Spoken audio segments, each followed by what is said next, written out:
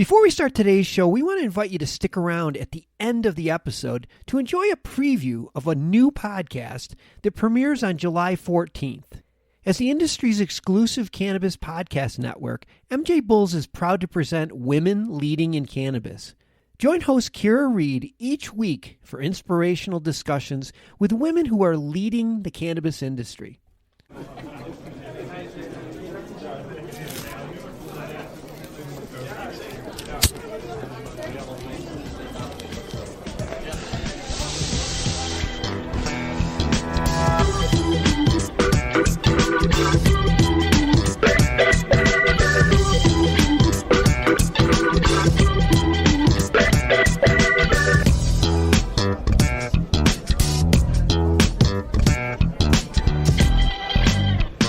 Hello, everybody, and welcome to the Deadhead Cannabis Show. I'm here with my partner, Larry Mishkin. Jim Marty from Bridge West. Always a pleasure to be here and have a chance to talk, and especially to be back in the barn here in Longmont. It's a fun place to be, whether you're taping a show or not. So when I'm out in the Denver area, I like to pop by, say hi to Jim, reminisce about some stuff, and tape a couple of episodes. In that regard, special shout out to Halston Puchik from the Hoban Law Group, who is helping us today with the video end. And as always, a shout out to Dan Humiston, the show producer. And today, Dan gets the extra special award. He just had some surgery earlier this week. And the trooper that he is, he pulled himself out of the hospital and home in time to allow us to do this taping while I'm out here. So we appreciate that. Hope you feel better, Dan. Well, very good. So, yes, a lot of cannabis things in the news this week. More reported illnesses from vape pens. Yeah, you know, Jim, this vaping crisis is turning out to be a problem. First and foremost, of course, it's a problem for the individuals who wound up using these bad pens, because obviously the illnesses that they have are real. That has to be our first thought, is that people went out and in an effort to vape whatever product it was that they chose, they got ill. And as we talked about last time, this is a real problem, and the industry, we believe, has certain duties to stand up and do something about it. However, the real question really is, can we get to the bottom of what's really causing this? And I know you had some thoughts on that. Yes, well, it'll be interesting to see how it turns out. So far, there's been very few that have been traced back to legal marijuana businesses, although I believe that may have happened. And we'll see. The industry needs standards. That's what's clear about this. They can't just introduce all these products. And I'm not just talking about cannabis, but hemp products as well. We have whole rows of a CVS store with hemp products. I've never seen such a rush to market without standards for things people are putting in their bodies. So, yes, a shame if it truly is related to the vape pens, why these folks are getting sick. But let's, like Larry said, get to the bottom of it. And again, somebody told me this week, standards work, prohibition doesn't. I think that's true. You know, last time we talked about the fact that there was some vitamin E acetate that was being used by the individuals who manufactured these products to help cut the oil and therefore increase the vaporization efficiency of the product. And so that was one problem. Recently, I was able to attend some meetings with some of my colleagues, in fact, all of my colleagues at the Hoban Law Group just recently. And this was a hot topic of conversation because we all represent groups out there that are in the vaping industry, both on the CBD side and on the marijuana side. And some of the information that was shared actually took us a step beyond the vitamin E acetate and suggested that some of these pens are made with inferior products. And so there could, in fact, be some leaching of the interior metals that are used to hold the oils as they get to a certain temperature, and that could be contributing to it too. The part that upsets me, Jim, is that we have some of these answers at least being thrown out there, and yet there's this terrible rush to immediately tie it to cannabis, really to THC. And you and I were talking before we started today that there's probably lots of people out there, individuals and different types of businesses, that would be just as happy to see THC not be such a success. I don't think it's important or appropriate at this point to speculate on who those types of people might be, or other industries or businesses. But nonetheless, I suspect that there's a big pressure to try and find something bad with THC. And by God, this just happens to be vaping with some of it THC, some of it tobacco. What are your thoughts on that? Sure, there's still plenty of people in Colorado who think passing Amendment 64 was a mistake. That was for adult use, 2014. But the vape pen thing, for better or worse, it cuts across so many different types of products. I would say THC-based vape pens is likely not the majority if you factor in CBD-based vape pens plus tobacco-based vape pens. THC is maybe a third of the total market if you just divide it by those three segments. Well, and what's interesting is I think that both of the factors that we just got done talking about, the vitamin E acetate as well as the inferior metal products, could equally apply to any type of vaping product that you have. It doesn't just have to be THC. And so the real question is, and this is going to lead in more to standards later on, but how is it that we allow certain products to reach the market? And I think that what we're going to find, unfortunately, is that there's still a thriving black market for products like this. People can get them cheaply. I believe there were these two brothers in Wisconsin who were just recently arrested, and the police who arrested them were amazed at the size of the operation that they had going in their basement in terms of creating vape products that we know have no safety standards, and that may very well be where this is coming from. Yes, I heard a very interesting statistic earlier this year that cigarette smoking among high schoolers is way down, like from 15 to 5% or something. The percentages of people in high school vaping is way up. Well, I think that that's probably true too, both from a discretion point of view and ease of access. And there's no question that those products become very popular. But now, as some of these answers start to come out, I think that it is fair game to start looking at what is driving the news media, and not just the news media, but so many governments, state and local, to immediately condemn every single form of vaping without really taking the time to look into this. And that's important for two reasons. Obviously, from our perspective, it's important because we represent businesses and individuals who are legally and involved in this industry and are making products according to their standards. And this is bad for them. But number two, and certainly far more important, is that if we don't come to the conclusion, we as a society and really law enforcement, as to who is the source of these counterfeit products that are causing health problems, it's going to continue. And there has to be controls. Part of it's the industry's responsibility, but part of it is communities and states and law enforcement. Right. And the point I was going to make is these are products that millions of people like. And even with the most recent illnesses, if they are related, it still pales in comparison to the people who have disease and pass away from cigarettes. So these products still are way safer than cigarettes. But again, it has to get, as you say, we have to get to the bottom of it. No rush to judgment. I would encourage government officials not to rush to judgment because, again, these are products that millions of people enjoy, and they're not going to be too ready to give them up quite yet. Now, we'll see how it all pans out. But, go slow, see what's going on. But still, at some point, there should be some standards and regulations. And who's to say where should that come from? Is it going to be the FDA? Well, the federal government's checked out, which brings me to a point about Congress I'd like to make. Okay, go right ahead. That I clean my glasses. I believe the safe banking bill should reach the floor of the House either this week or next week.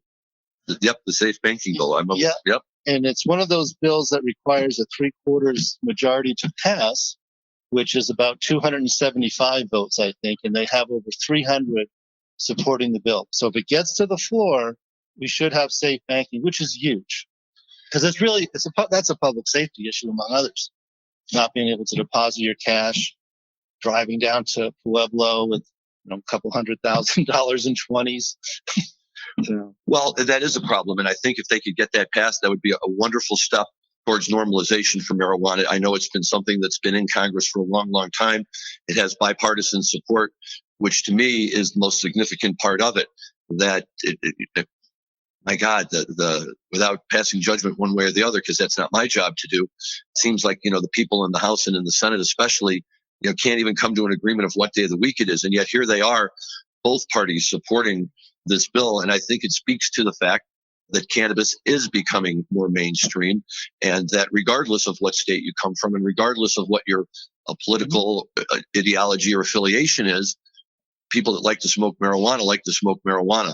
and that's recognized everywhere. And the profits and the financial benefits and the benefits to society that come from having a legal market benefit all states. Sure. So it's wonderful to see that they're doing that with the SAFE Act and that they're bringing it forward. It will be a real step forward for the industry, as you say, because you can get banks to take the cash finally. Of course, the next big step is to take everything off of the schedules, and then we don't have to worry about the banking issues at all. But I think as we've discovered in this industry, it's baby steps. We'll see. Yeah, we'll see what happens. We'll see when the federal government gets on board with this. But, for now, in many ways, the marijuana industry is thriving. The stores are busy. Prices have stabilized. They've even ticked up a little bit in Colorado, where we have unlimited licenses for cultivation. So we too suffer from time to time with overproduction, but it's been interesting that there has not been overproduction this summer. Now we're a few weeks away from the outdoor crop, and that usually hits around Thanksgiving. So we'll see. But right now, it's been nice to see a little uptick from $800 a pound a year ago to wholesale top shelf is $2,000 a pound in Colorado again for the first time in a long time. Well, I think that's great. It's wonderful to see in a state like Colorado that obviously now has the benefit of almost 5 or 6 years, to have really put together an infrastructure. Sure. And like any other, place, it's going to take a while. But I think that Colorado is a success story for anyone, no matter how you look at it, in terms of how they went from, really being a Wild West cannabis state to one that's really come around to having, a pretty well regulated program. Certainly, good supply of, adult use dispensaries available in the state. And they're being very, very progressive with everything. And I think this kind of speaks to my final point that I want to make about the vaping. We made it last week, and I think it's just as important to make it now.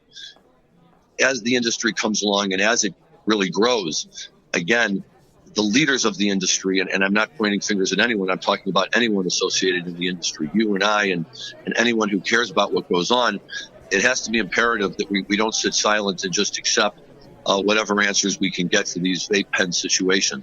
If we truly believe that the cause is a non-THC related cause, we need to be out in the forefront. Companies need to be out there demonstrating, and they need to be demonstrating the safety of their pens, because they're going to run the risk. In Illinois, even, they've been talking about outlawing all vape products. And, that would be such a terrible blow for the industry, quite frankly, in this instance, one that it doesn't deserve. Yeah, I agree with you. It has to be isolated to the pens, because we know that THC by itself is not toxic in any way.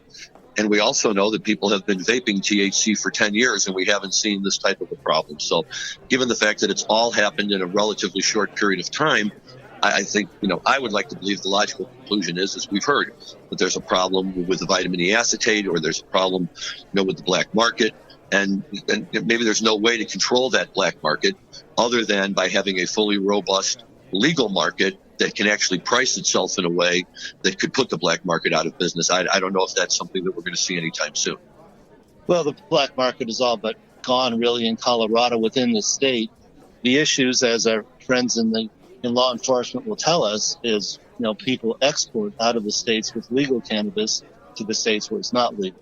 Right. And that's an issue for, in my opinion, the other states to kind of get on board with this and normalize your own cannabis laws, and then that won't be an issue anymore. Yeah, you know what? I think that there's a lot to be said for that. And yes, it's true. It's going to take baby steps in this industry. There's a lot of good ideas out there, and people are all moving in the right direction. However, something like this vaping crisis, we're an industry that's always on the lookout for positive news. We're going to get negative news, and we did in this instance. And if we're going to get negative news, we have to be prepared to respond to it, and we have to be prepared to step forward and to demonstrate to society why either A, if this is our problem, we're on top of it and we're going to take care of it. If it's not our problem, that's fine. We want everyone to know, but we're still going to try and take care of it, because we're going to make sure now that our manufacturers and our producers of these products are not using vitamin E acetate, are using steel that measures out and tests out at the appropriate strengths and the way it should be manufactured for these types of products. No, and that's how we drive it. I agree. To be continued. We will definitely be on top of this over our next few shows. And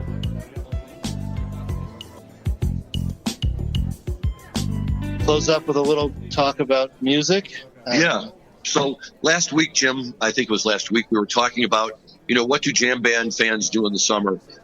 The summer's over and all the, and we reach Dick's every year. and off we go. And before we go any further, I just have to make a mention of this really quickly. I know you have some boys, I have some boys. Interestingly enough, although all of our boys share a lot of our interests, none of them have ever really been all that interested in taking the time to come be part of our show, and I understand that as well. I do just have to shout this out, though, to my oldest son, who recently got engaged to a lovely woman from Atlanta. Very excited about that. However, their wedding is going to be next year over Labor Day weekend. This year, another one of the guys in my son's crew was married on Labor Day weekend. So all these guys who might otherwise be at Dick's every year are now getting married. So it just goes to show you don't ever know, and you have to pick those weekends when you can. So congratulations to my son and his fiance. Sorry to all those people who want to make it to Dick's. But now Dick's is over. So what do people do? Well, there's this little thing that I've kind of forgotten about because my life and schedule just doesn't allow for it anymore. That's called Fall Tour. And, back in the day, Fall Tour was a lot of fun. And, you'd get up to the East Coast and the Northeast before winter really set in. And, if you were adventurous enough, you could drive around and see all the pretty leaves on your way from one show to another, sometimes down in the southeast part of the state.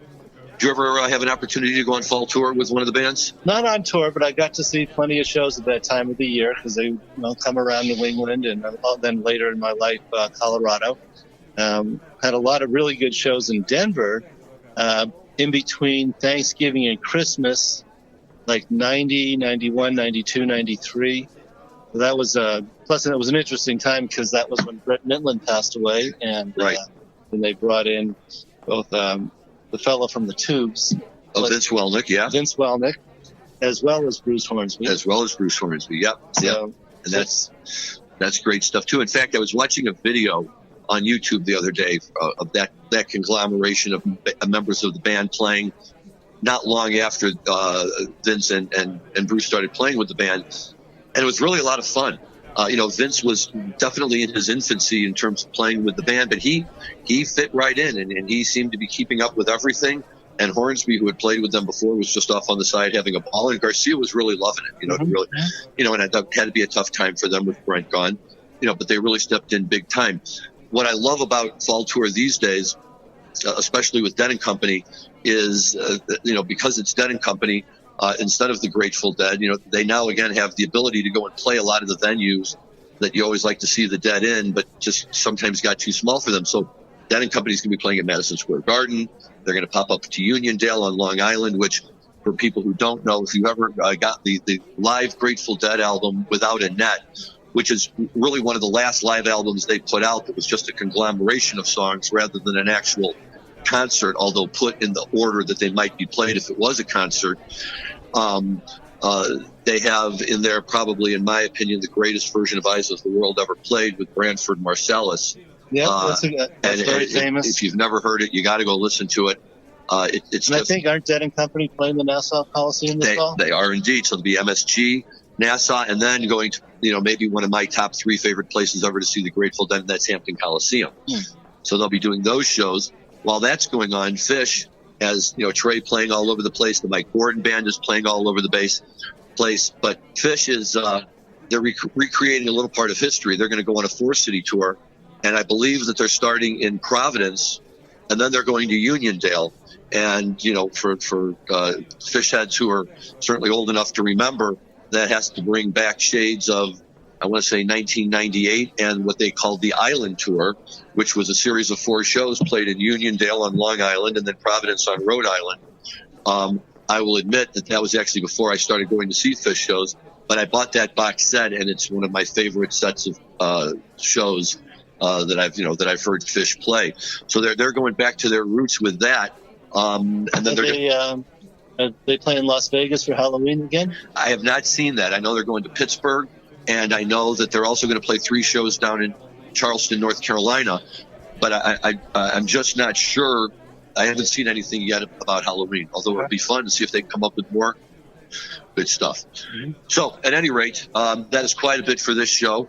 But maybe that's what happens when we're in the barn. We get a little inspired, and, it all starts flowing. Well, that, and it's an absolute drop-dead gorgeous day here in Colorado, just a blue sky, and the leaves are just starting to turn. We're about 80 degrees, just perfect. It is gorgeous. I heard it's raining back in Chicago, and I'll be heading back there later. But in the meantime, it's great to be here. As always, Jim, a real pleasure. Yeah, over and out from the Deadhead Cannabis Show. From the barn. Thank you all.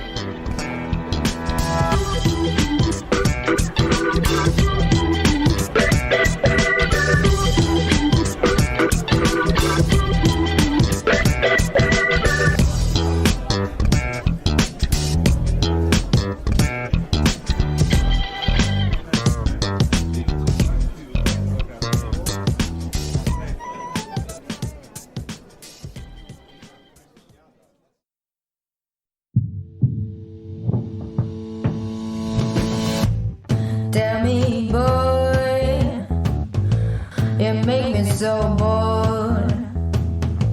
You need to walk the other way. I tell you once more. Please get out of my way. I don't want you no more. We're done here, boy.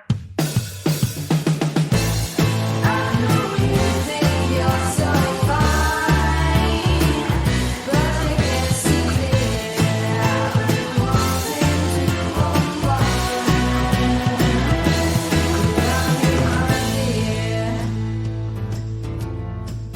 Hi, my name is Kira Reed, and I'd like to invite you to be inspired by the women who are leading in the cannabis industry.